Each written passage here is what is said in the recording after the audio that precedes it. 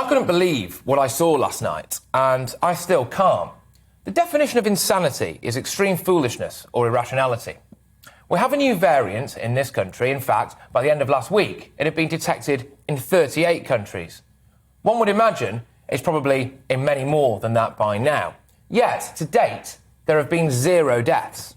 I don't know about you, but Boris Johnson's address last night felt more like an advert for Big Pharma than something that actually made tangible sense. Just take a look at this clip. It is now clear that 2 doses of vaccine are simply not enough. A booster dose, boosted, emergency booster, to get boosted now. A booster, boosters. A booster, let's get boosted now. Get boosted now, get boosted now, get boosted now, get boosted now, get. Does he want us to get boosted? Anyway, and then Boris, of course, had this to say as well.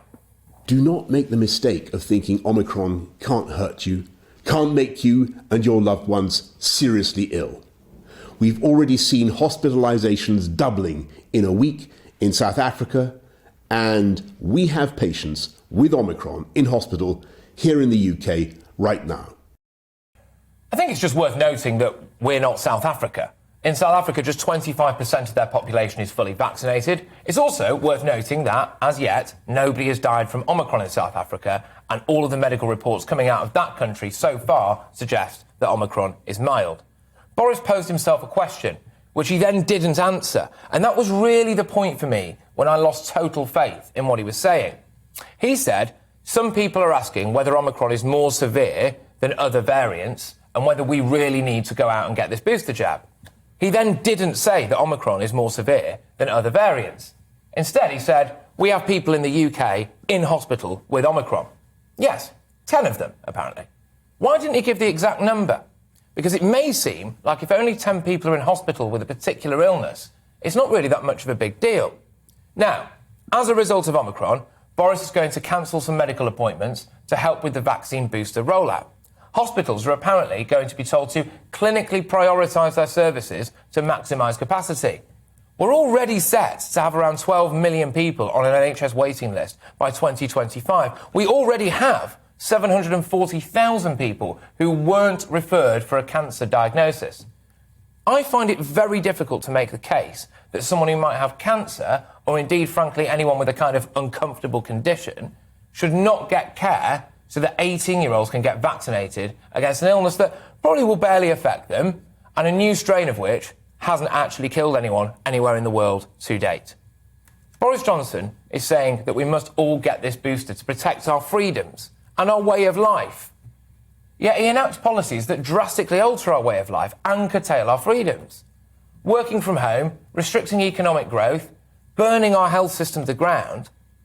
But it's more than just that, isn't it? It's more than that. We're seeing a lot of people reveal a very ugly side to themselves at the moment. I am absolutely not anti-vax at all. I'm very grateful that these things exist. I am pro-human rights and I am pro-common sense. There will be people who will watch a clip of this video today and tweet me afterwards, swearing at me, calling me every name under the sun, saying that I, quote, disgust them. I have never, ever told anyone that I don't think they should get the jab. And neither have I told anyone that I think that they should. It's none of my business whatsoever. I find it hard to justify, however, the priority of the booster programme at the expense of anything else. And the psychological damage that statements like Boris Johnson made last night can actually inflict on the nation. At no point last night did Boris even attempt to hit us with some medical facts or scientific data. Why not? I'm extremely concerned that this is our lives now. It'll be our lives forever. Not being able to get your cancer checked because the hospital is prioritising this 27th booster jab. A new variant emerges every 6 months that scares the living heck out of us. I find it incredible how many people who absolutely never trust Boris on anything, who hate him, who think he's irresponsible and an unfit Prime Minister, are willing to simply swallow absolutely, wholeheartedly what he's saying about Omicron and the decisions that he's making right now.